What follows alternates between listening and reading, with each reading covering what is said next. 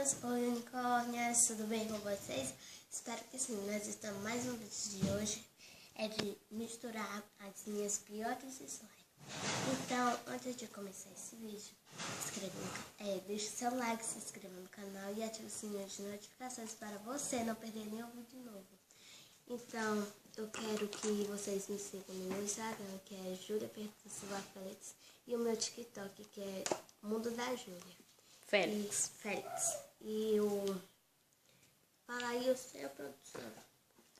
Galera, o nome do meu canal é Maria Eduarda Lima Fontes, o nome do meu Instagram é Maria Eduarda Lima Fontes, e o nome do meu TikTok é Maria Eduarda Lima F8.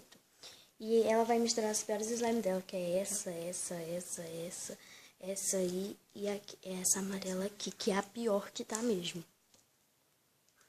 Então vai lá, Júlia, começa. Essa amarela aqui fiz com cola E tal. E ela não estica. E esse vídeo ela vai estar postando. Ela quebra. E essa daqui, ela estica, mas quando estica muito ela quebra. Vai, Júlia. Com tudinho. Uhum.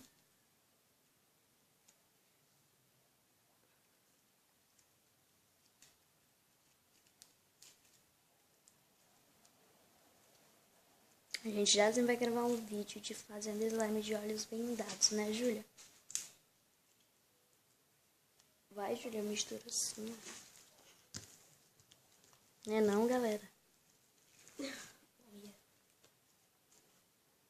Galera, eu gravei esse vídeo pro meu canal e eu misturei só duas porque eu não tenho muitas piores slimes, só tenho duas.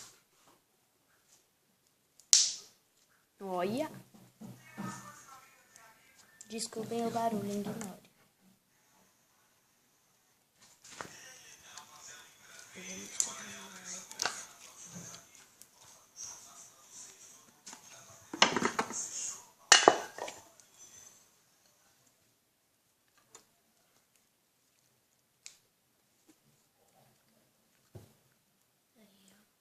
Até que ela ficou ótima.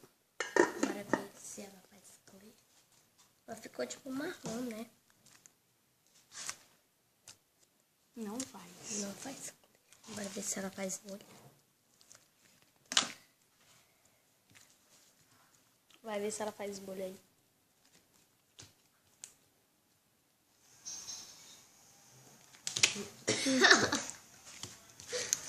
Não faz.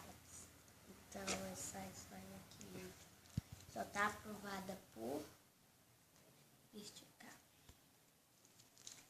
É verdade. Então, espero que vocês tenham gostado. Se inscreva no meu canal e ative o sininho de notificações para você não perder nenhum vídeo novo. Então, tchau, até o próximo vídeo.